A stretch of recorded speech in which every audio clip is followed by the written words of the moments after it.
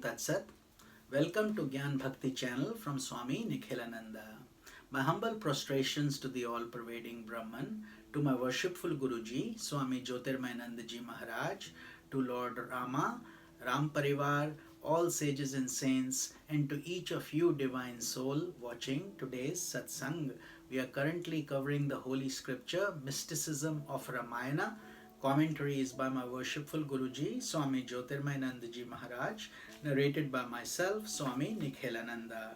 So yesterday we were covering the Daksha Yajna, and we will continue that journey, and today we will be discussing the rebirth of Sati as Uma. So at the time of her death, Sati had asked Lord Rama for a boon. She prayed that in her next embodiment she would have ever increasing love towards Shiva's feet.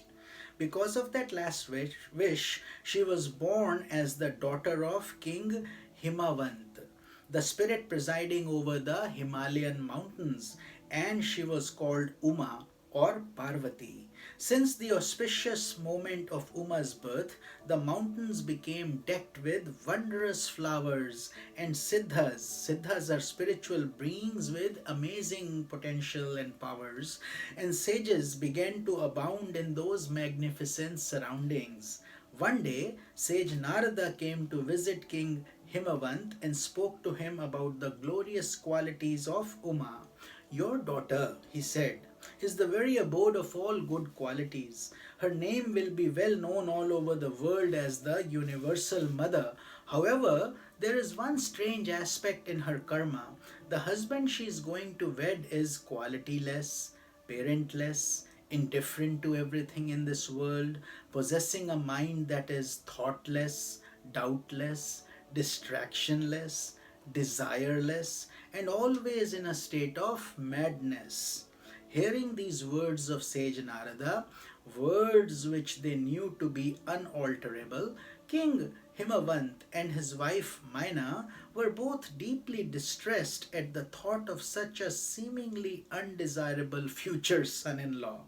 However, to console the parents, Narada explained that all the defects of the husband that he had described were also to be found in Shiva.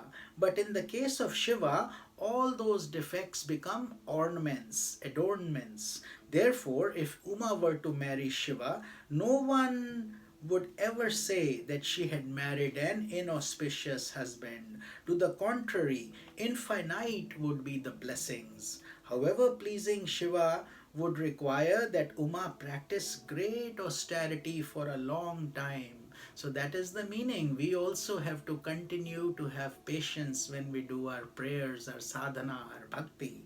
Then Veda Ceremony, a sage who embodied the wisdom of the Vedas, appeared before the king and spoke to the glory of Uma. He told them that Uma was not an ordinary personality. She was the embodiment of Maya Shakti, divine Maya, the cosmic power of the divine self, and therefore she was indeed destined to marry Shiva after her performance of austerities. Hearing the words of the sage, the relatives of Uma were consoled. Thus, with her mind becoming increasingly absorbed in her beloved Shiva, Uma began practicing austerities in the forest. For a long period of time, she lived on fruits and roots, and for another long period of time, she ate nothing but leaves. Therefore, she was named Aparna. Aparna means leaves. Aparna, not even taking leaves. Then she gave up even eating leaves and lived on air alone. Finally, after the body of Uma had become completely emaciated by the long period of fasting, a heavenly voice rumbled through the forest saying, "O daughter of the mountain king, give up all these austerities. Even the 7 sages, when they come to visit you, you can know that the divine prediction that you are going to marry Shiva is going to be fulfilled very soon." Hearing the heavenly voice, Uma was overjoyed and became very happy. Time passed, and then Shiva, knowing the intention of Uma's devotion instructed the 7 divine sages to visit her and put her love to a final test. See how many tests even divinities have to go through. What to mention of mortals like us? They found her in the forest, blazing with the fire of austerity, and said, O daughter of the mountains, for what reason are you practicing such intense austerity? O sages, Uma said, behold my ignorance. I want to marry Shiva. But what happiness could you possibly derive from such a mad and auspicious person? Surely you were deceived by that great cheat Narada when you came under his influence. The 7 sages then tried all the arguments they could think of to dissuade Uma from her devotion to Shiva, but Uma refused to yield in the slightest. The sages then adorned Uma for her invincible will and took her leave, which means she passed the test. We are similarly tested when we go through adversities, when we are firm on the path, and even in this worldly life we have to pass through exams in order to get to the next level. So therefore all these are to be welcome. Tests are our ability to express what our faith is and how much preparation we have done on this journey, and that is most aspirants have to go through this process. Buddha had to go through this, and during his enlightenment phase, and so on. So this is the journey for all serious aspirants. As we get closer to God, as we get closer to our spiritual practice, we have to expect these tests. And then Lord Shiva himself, he also came in the form of a mendicant and tested Parvati before she was finally cleared to marry him. So, but she had earned it, every bit of it she had earned with her penance, her tapasya, her bhakti.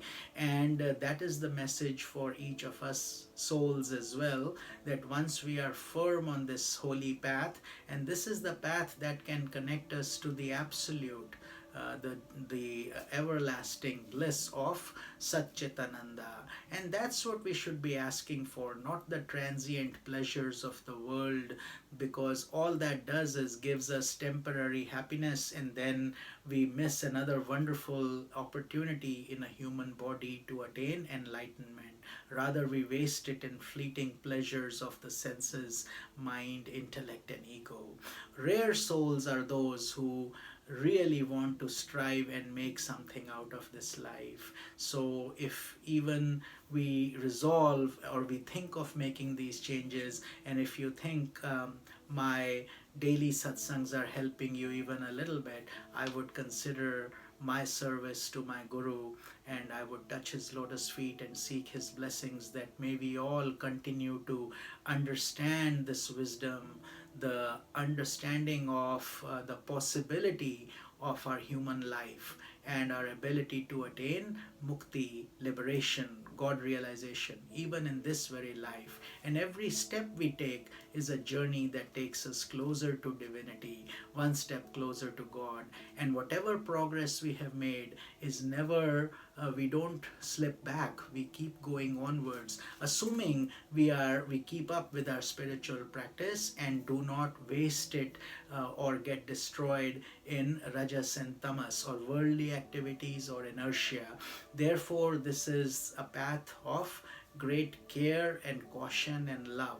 So if we stick with satsang is good association, bhakti, scripture reading, selfless service, and one focused mind to understand that we have the ability to connect with God, that is the true essence of a good life lived. As we can see from this mystical story of first Sati converting into Uma, and now Uma finally getting ready to marry Lord Shiva, and all the intense tapas she had to do to get into that grace of Lord Shiva. So I hope you're enjoying these wonderful deeper mysteries of Ramayana, and the way it has been explained by our enlightened Guru. We are so blessed to have Swamiji. He is still in life form, he is still in physical form. He's almost 90, he'll be 92 in February of next year. So it's a great blessing. Every day that we have him, we enjoy the nectar of his wisdom. He has written infinite books, and he is one of the last disciples of Swami Shivananda of Divine Life Society, the world famous Swami Shivananda. And all these are enlightened masters, and it is my good fortune to be at their holy feet and to be a small, very small, humble instrument in their divine plan. May we all walk on this journey together. This is Swami Nikhilanand. Om Tat Sat.